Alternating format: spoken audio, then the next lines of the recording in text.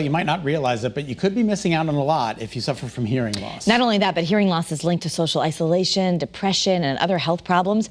So here to explain why fewer people are actually getting treatment right now are Doctors Lynn Williams and Valeria Roberts Matlock from the American Speech Language Hearing Association. Welcome, doctors.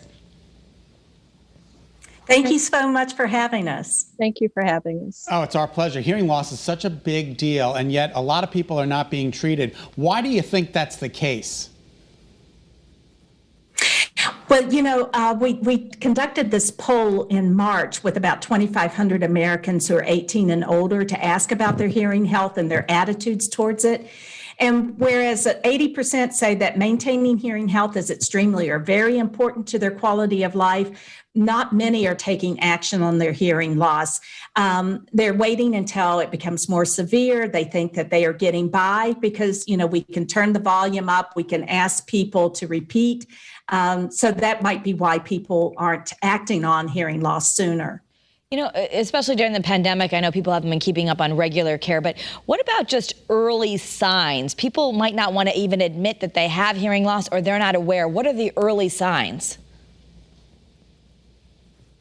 Well, some of the early signs could include difficulty hearing in noise, difficulty or asking people to repeat themselves when conversation is not understood, or perhaps listening to television and other audio devices at levels that are uncomfortable for individuals. And lastly, if someone's hearing ringing or buzzing sounds in their ears, that could be a sign of hearing loss.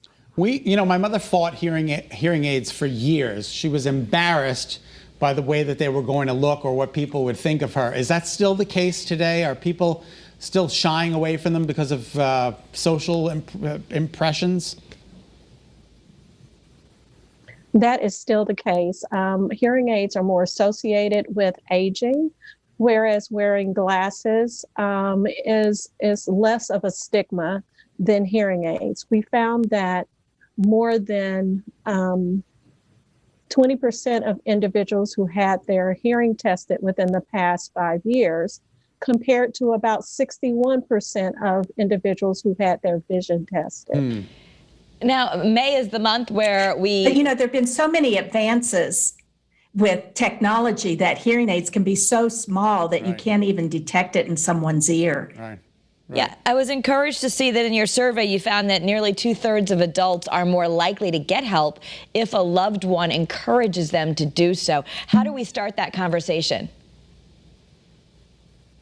Well, that's really important for loved ones to talk to them, to let them know that it is something that they see consistently and that they're talking at normal conversational levels.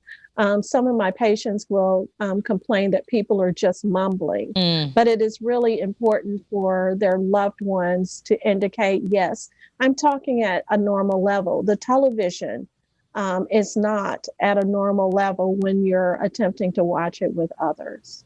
You know, it's really interesting. And our survey found that. Sorry. No, our survey found that if individuals actually encourage loved ones to get their hearing addressed, that they're more likely to act on that.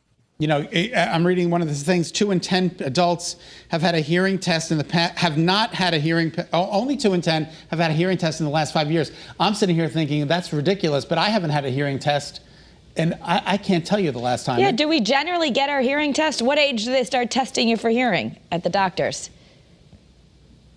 Well, we test babies, even newborn babies. But for adults, when you start having difficulty communicating at work, if you're finding that it's affecting your work performance, if you're finding that you're needing to repeat, when you're having difficulty communicating with your loved ones and with others, then it's time to seek out an audiology certified audiologist so that they can assess you and determine what the appropriate intervention might be for you.